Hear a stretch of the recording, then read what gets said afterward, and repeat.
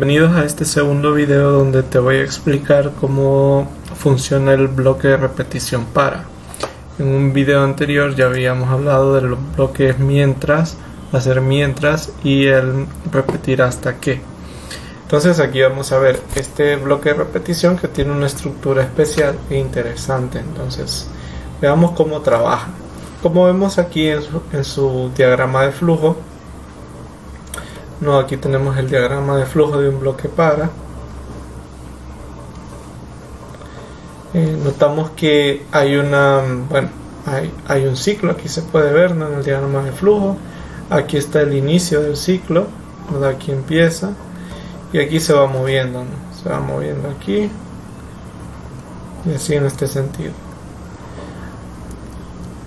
A diferencia de los bloques mientras, bloque hacer mientras y todos estos, pues la forma del diagrama de flujo era bastante clara. Aquí hay algo de, digamos, hay algo más artificial y que puede causar alguna duda. Pero bueno, sobre todo la duda viene aquí en este punto donde no se sabe cómo es que decide si irse para acá o irse para acá. Bueno, esto en realidad, ¿verdad?, viene controlado por el contador, ¿no? Dentro de un bloque para se ejecuta un proceso cada vez que un contador va moviéndose en un conjunto de valores. En este caso, esta variable es muy importante dentro del bloque para, ¿no? Esta variable contador. La variable contador tiene un inicio y tiene un final. Tiene un valor inicial y siempre tiene un valor final. Y se va moviendo, o sea, la variable contadora va tomando sus valores desde el inicio hasta el final de la siguiente forma. Primero toma su valor inicial, luego el siguiente valor es el valor inicial más este que se denomina paso, este valor que se denomina paso aquí. Luego sigue el siguiente paso, ¿no? 2 veces el paso y así continuaría, luego 3 veces el paso, hasta llegar al valor final, ¿verdad? Hasta llegar al valor final. Como un ejemplo pueden considerar una situación donde el valor inicial es 1, el valor final es 10, digamos, y el paso es, por ejemplo, 2. Entonces, la variable contadora en este ejemplo, el contador empezaría en 1, luego se le sumarían 2, seguiría 3, se le sumaría 2, seguiría 5, se le sumaría 2, seguiría 7, se le sumaría 2, llegaría a 9 y al sumarle 2 llegaría a 11, entonces ya no sería válido, ¿verdad? Y no se consideraría el valor final en ese caso particular, ¿verdad? Estos serían los valores que se tomarían en cuenta. Y por otro lado, pues cada vez que tengamos uno de estos valores entraríamos en ese proceso, ¿no? El proceso que vemos aquí, este proceso de acá.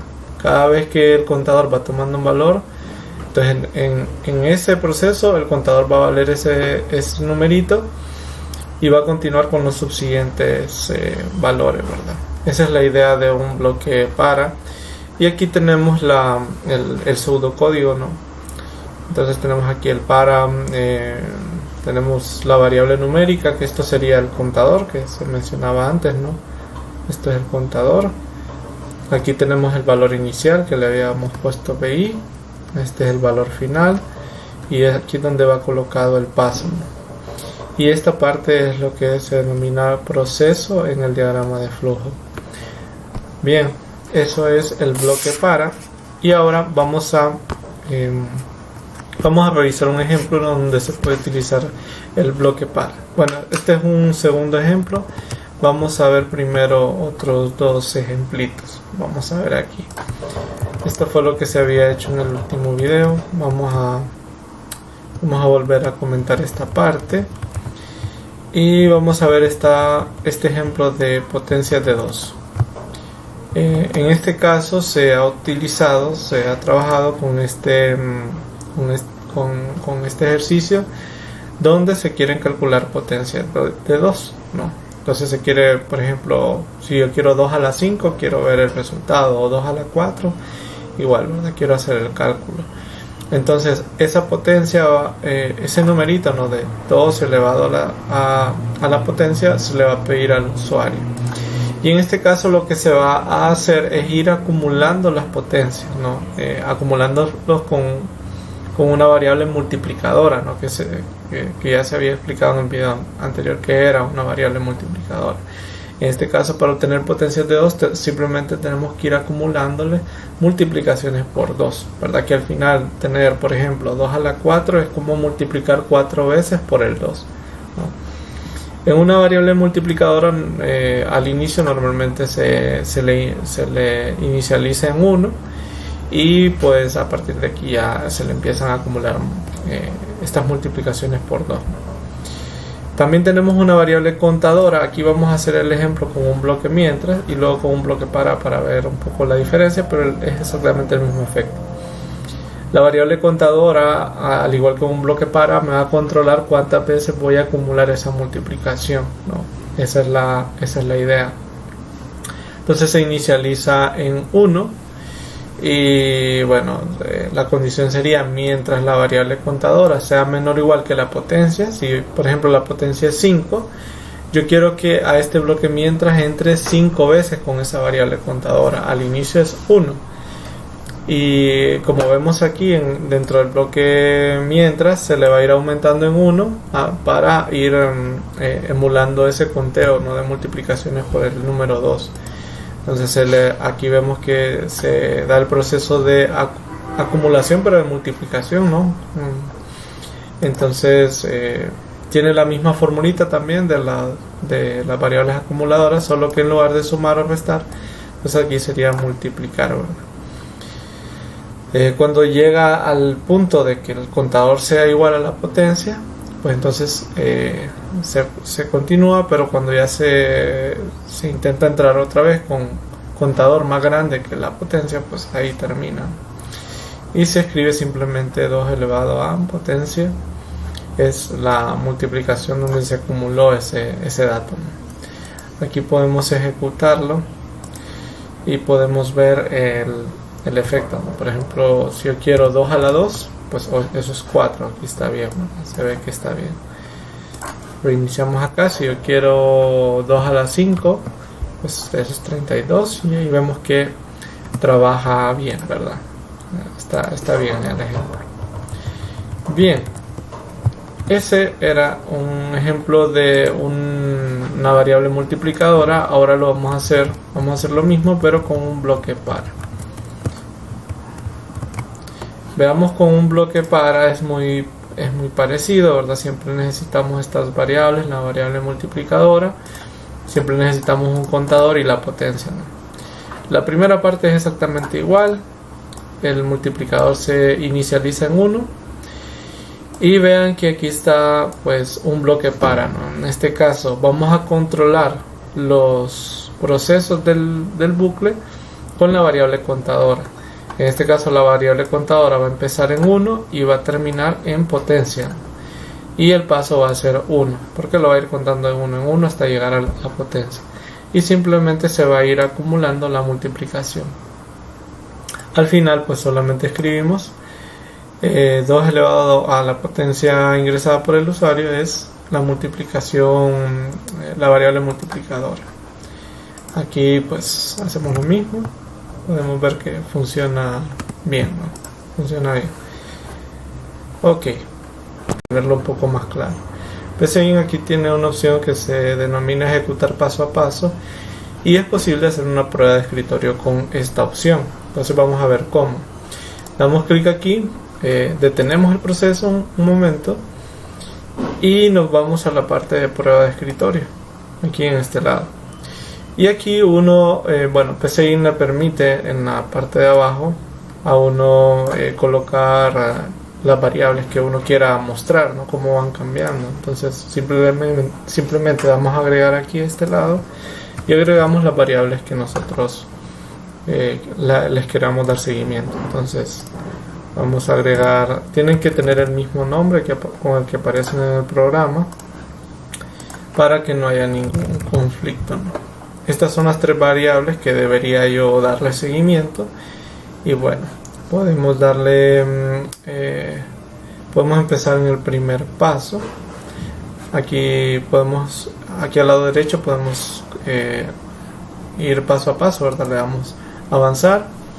Entramos, si se fijan, se resalta aquí en color amarillo, ¿verdad? Primero se definen las variables y en la prueba de escritorio, en la parte de abajo, podemos ver que nos dice que las variables no han sido inicializadas.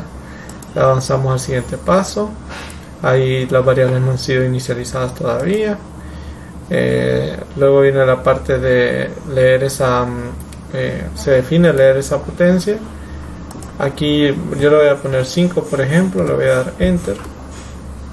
Y aquí ya ven en la tabla que dice que potencia es 5, ¿no? Entonces podemos seguir avanzando. Luego entramos al bloque donde el multiplicador es 1. Bueno, eso me lo pasé, pero bueno, aquí ya ven que el multiplicador tiene el valor de 1, que es la variable multiplicadora. Luego entramos en el bloque de repetición para. Ya vemos que el primer valor que tiene contador es 1. Y ahorita multiplicador va a acumular el valor de 2 como una multiplicación. Así que su valor va a ser 2. Y vamos a seguir con contador igual a 1, como podemos ver en la tabla. Avanzamos y ahora contador es 2. Ahora se acumula la multiplicación con el valor nuevo de multiplicador, que es 2. Así que va a ser 4. Y así, ¿verdad? Podemos ir viendo cómo va cambiando el contador, ¿no? Hasta llegar a 5. Ese es el último valor que va a tener, porque yo le puse potencia igual a 5. Podemos ver aquí al lado derecho. Y ahí ya termina, ¿verdad? Si se fijan, la variable contador a partir de ahí ya se termina. Y luego pues tenemos el valor de multiplicador, que es el que nos interesa. Y listo, ¿no? Aquí ya dice ejecución finalizada y sus valores finales eran 5 y 32 en potencia y multiplicador respectivamente. Bueno, ahí teníamos, ¿verdad? Para tener una mejor apreciación de ese algoritmo. Ahora, esta parte la vamos a comentar y vamos a terminar con este ejemplo de una sumatoria. Vamos a acabar con este ejemplo de sumatoria. Vamos a desmarcar esto. Para desmarcar se usa Ctrl Shift D, por si no lo sabían. Y para comentar todas varias líneas es Ctrl D. Ok, entonces en este caso es el siguiente problema el que se va a resolver. Es el ejemplo número 2. En este caso se quiere encontrar el valor de esta sumatoria. En otro video ya se explicó, ¿no?, qué significa este símbolo de sumatoria. Entonces bueno, aquí solo a modo de resumen es simplemente la suma de los elementos que tienen esta fórmula, donde aquí hay un pequeño error, donde n aquí debería ser n desde n igual a 0 hasta m, ¿no? Entonces vamos sustituyendo los valores de n por 0, 1, 2 y así, ¿no? Donde x y m son dados por el usuario, x es un número real y m es un número entero. Bien, entonces aquí, si se fijan, pues la idea es bastante simple. Lo que hay que hacer es ir acumulando estos valores en una variable. Entonces vamos a usar una variable acumuladora. Obviamente en algunas partes se suma, en otras se resta. Entonces eso va a depender, ¿no?, realmente lo vamos a ver aquí, que depende de la paridad de la potencia aquí, ¿de acuerdo? Entonces esa es la idea, ¿verdad? En ese se van a ir acumulando estos valores. Nosotros ya sabemos cómo proceder para ir acumulando, ¿no? En este caso es, al inicio se le asigna 0 y luego a ese se le asigna el valor de ese más la expresión, en este caso estas expresiones que van a ir dependiendo de n. N va a ser nuestra variable contadora, ¿verdad? Y se va a mover en este caso desde 0 hasta m, ¿no?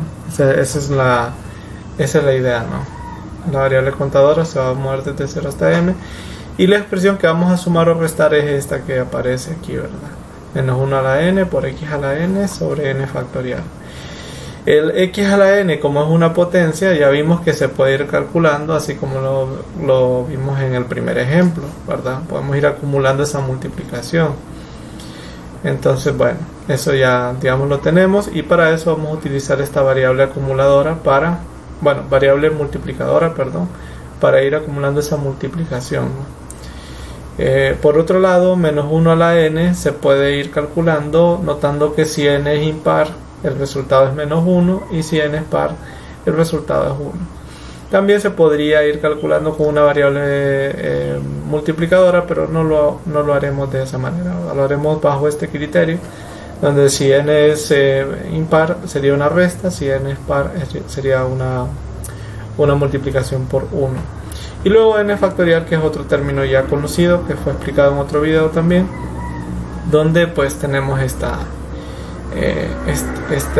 definición, ¿no? N factorial es la multiplicación consecutiva de enteros hasta 1, ¿verdad? Desde n hasta 1. Y que también se puede ir acumulando, ¿no? Como en otra variable, vamos a poner qn, o sea, se pueden ir acumulando estas multiplicaciones, y recordando que 0 factorial es 1. Entonces, bueno, ese es el programita. Vamos a ver un poco el pseudocódigo aquí, ¿verdad? Vean que aquí se definen las variables que estábamos discutiendo arriba, ¿no? S, X, PX y Qn. Recordemos que Px va a acumular las potencias, X a la n, y Qn va a acumular el factorial, ¿verdad? Recordemos que es n por n menos 1 por n menos 2 y así. N y m son enteros, n va a ser la variable contadora y m es el último valor, ¿verdad? Es el valor final. Se le pide el valor de m al usuario, se le pide el valor de x al usuario. P de x y q de n son variables multiplicadores, las inicializamos en 1. Y bueno, empezamos aquí con nuestro bloque para. Como podemos ver aquí, toda esta parte es el bloque para, ¿verdad? Entonces vemos que primero se evalúa si se le va a sumar o si se le va a restar, ¿verdad? Entonces para eso se calcula el módulo 2, n módulo 2, y si es par, pues sabemos que en el caso verdadero se suman, ¿verdad? Y en el caso falso, o sea que es impar, se restan, ¿verdad? Aquí podemos ver. Aquí P de X y Q de N contienen, recordemos que P de X está asociado con la potencia, ¿no? X a la N, y Q de N está asociado con el factorial, ¿verdad? De N factorial. Entonces por eso es que se colocan así, porque recordemos que en la fórmula que teníamos, ¿verdad? La forma como se iba a sumar esto era menos 1 a la N, X a la N sobre N factorial. Entonces vemos que está esa división, y este término recordemos que lo decidimos en función de la paridad de n. Entonces bien, eso por un lado. Luego se tienen que actualizar, ¿verdad? Miren, aquí se tienen que actualizar los valores de las variables multiplicadoras. Esta, recordemos que quiere acumular las multiplicaciones por x, por eso vemos que aquí me queda px por x. Y esta de la parte de abajo quiere acumular los elementos relacionados con n factorial, ¿verdad? Aquí, como n empieza en 0, por eso es que el siguiente valor que se le acumula es n más 1, ¿verdad? Por eso es que vemos esa situación ahí. Y luego, bueno, n tiene que ir desde 0 hasta m, ¿verdad? Porque tiene que entrar ahí m más 1 veces. Y bueno, eso es el final. Aquí ya se imprimiría cuál es el resultado de esa suma, ¿no? Aquí lo podemos ver en acción el programa. Vamos a darle compilar. Y aquí nosotros le ingresamos, ¿no? Por ejemplo, le puedo poner 10. El valor de x le puedo poner menos 1. Y ahí está la respuesta, ¿verdad? Vamos, 2.78. Bien, espero que el video les haya sido de utilidad, y bueno, espero que todo el tema relacionado con bloques de repetición haya quedado claro.